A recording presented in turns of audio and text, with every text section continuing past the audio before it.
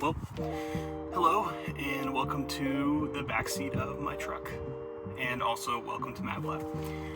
It's pretty windy outside and it's dark, so we're going to be doing kind of a little bit different of a video today. I have the B&O sound system in this truck, in the Ford Maverick here, and I don't think it's very punchy when it comes to the bass. So today we're going to be fixing that by installing this 8-inch Kicker powered subwoofer, and we'll be going over how to do that in the Maverick today. Okay, so I know it's a little hard to see here, but this is the Kicker 8-inch powered sub, and we're actually going to put it right down here under this passenger seat. It fits in there just like this, and we're going to go ahead and get started with the wiring.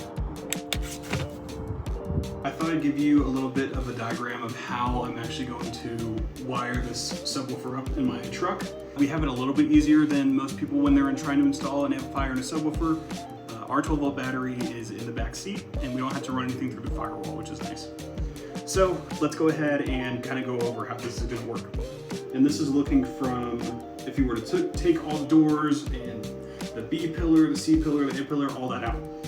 I'm basically going to simplify it to a box. And we have a red truck, so I'm going to select red for that. Cool. So back here on this back wall, we actually already have a grounding bolt right around here that's used for the B&O amplifier and a couple other things that the truck uses that needs grounded. Our battery location is luckily just right under the seat as well here. So I'll go ahead and color this in the right way as well. With the positive terminal towards the back of the truck and the negative terminal towards the driver's side of the truck.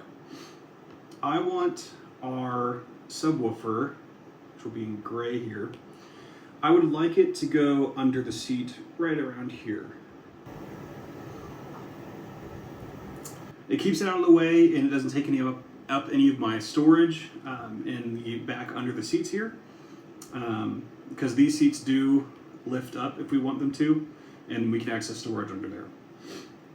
So we need a couple of things for the amplifier to work. One of the things we need is a remote signal, and there luckily is a fuse box right in the dash in this area. So here's the glove box right here, and there is a dash or a fuse box panel right here. So I'm thinking that we might be able to use our remote wire that comes with the amp and run it along the trim and tap into that fuse box for a remote turn on signal for the amp. So that way it's only on when the car is powered. That way we're not running the battery down. In terms of the positive lead coming from the amplifier and subwoofer, we're going to run that along the passenger rear door trim and up into the box that holds the battery, and connect that to the battery. And we're going to do the same with the negative coming out of the amplifier as well, but we're not going to hook it to the battery. We're going to run it past the battery and up to this stock grounding point up here. There's one more set of wires that we need to run. It'll be in a pair. I'm running this in single channel mode, but you can do it in dual channel mode. The stock subwoofer for the B&O package on Mavericks is right here, and it actually has already two wires coming out of it that are white and green, and those go to the Ford amplifier that's powering that subwoofer. All we need to do is we need to go ahead and get our two wires. So imagine this pink wire is actually two wires, and we're going to run it along the same trim. And I wouldn't usually recommend running it along the same trim as the power and ground. That's also going to the amplifier. But in this case, the wattage that the amp's going to be pulling is so low, it shouldn't interfere very much. And I'm also going to add some insulation there on the signal wires as well. These are also high channel inputs, so they're less disrupted by power near them. So we're going to actually just tap into these two cables. That way our factory B&O subwoofer still works as well, because it's pretty good at the mid-range bass or the mid-bass. but I really want the subwoofer and amplifier for the sub bass, because the stock subwoofer doesn't really do a whole lot in that nature. So with these 6 connections, 5 if you want to count that pink one as one wire, because we're going to run them together. This is basically all we need to do to hook up our amplifier and sub. Right here is where the 12-volt battery is located, under the seats in the Ford Maverick Hybrid. So we're just going to open this section here and pop that off. And the first thing I want to do whenever we're working with electronics in a vehicle is disconnect the negative side of the battery terminal. So we're going to go ahead and do that.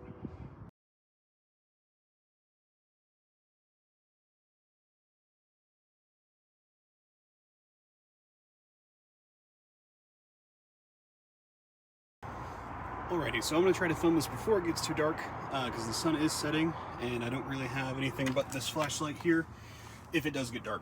But I've already installed the subwoofer, but I'm going to show you exactly how I installed it, just because last night when I was installing it, it got really dark and you couldn't really see what I was doing, so I have to re-record everything.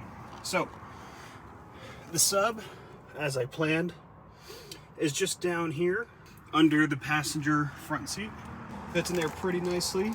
It has a wiring harness that I fed through the trim over here to go under this rear seat here. So if I open this rear seat up, in the hybrid, like I mentioned, we do have our 12-volt battery right here under the seat.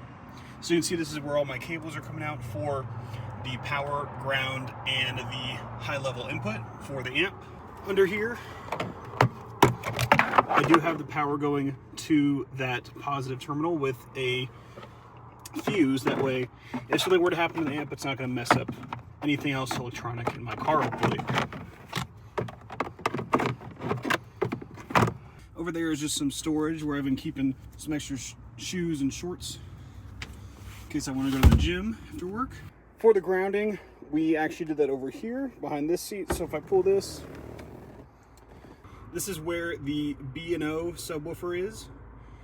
If you get the B&O package on your Maverick. Here you can see that I've tapped into the high level input of this speaker after it comes from the amp. So that way my amp can just get those signals that's already been filtered out. It's already gone through the low pass filter and everything. And then the color is not correct. I'm gonna replace this cable. It's just all I had last night. I do have this red cable going to ground. This is ground, not power, even though it is red. So that is something I am going to change. But it was getting dark last night, it was getting cold, so I went ahead and just used this cable for right now. But this will be replaced probably in the next week or two. That's all the wiring we had to do back here. Like I said, I just used these taps to tap into that. The factory B&O sub does still work. And we grounded it right there. That runs back down to under the seats here, and it doesn't connect to the battery or anything. It just runs along this trim piece and then connects to the amplifier. So it was a pretty clean install, luckily. It fits almost perfectly. This is the 8-inch that I have in here right now. I didn't want a huge amount of bang, just a little bit more bass. If we move up here to the front seat, I need to do a little bit more cable management here because you can still see a little bit. But this is essentially just the remote wire to turn on the system when 12 volts is detected.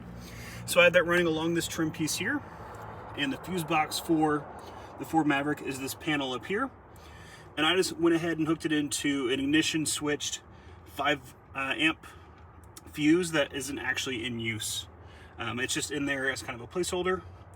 So we're using it to turn on the amp, basically. So now with the flashlight, you can see where I have that wire tied into right there, just under that 5 amp fuse on the after side of the fuse. So if the fuse were to blow, my amplifier would not turn on. It's under the seat. The seat does slide back and forth still. I keep in this position because that's where my passenger likes to sit, with the back a little bit. And that's about it for the sub install. So it's been about 2 days since I installed the sub, and it sounds great. It's way better than just the stock B&O subwoofer. I'm sorry this video is a little bit different than, you know, just me showing you exactly how I installed it. I had to do all this after work and it gets dark at like 5 now. So that's a little bit unfortunate, but hopefully me drawing the diagram, showing you all the wires after it was done, helps you out a little bit. One thing I forgot to mention is that in the hybrids, you do want to use a lower powered amplifier if you can. Hybrids and high power audio equipment don't really mix super well together, so that's why this Kicker Hideaway, this 8-inch one, it only uses about 150 watts RMS. So RMS is just the average amount of power it will use, unless you crank it all the way up. It can go up to 300 watts, but it's still pretty low for an aftermarket subwoofer. So I just wanted to put that note in there. It sounds great. It gives me just that little bit more bass that I was looking for, and I hope to see you all soon. And thanks for checking out MavLab.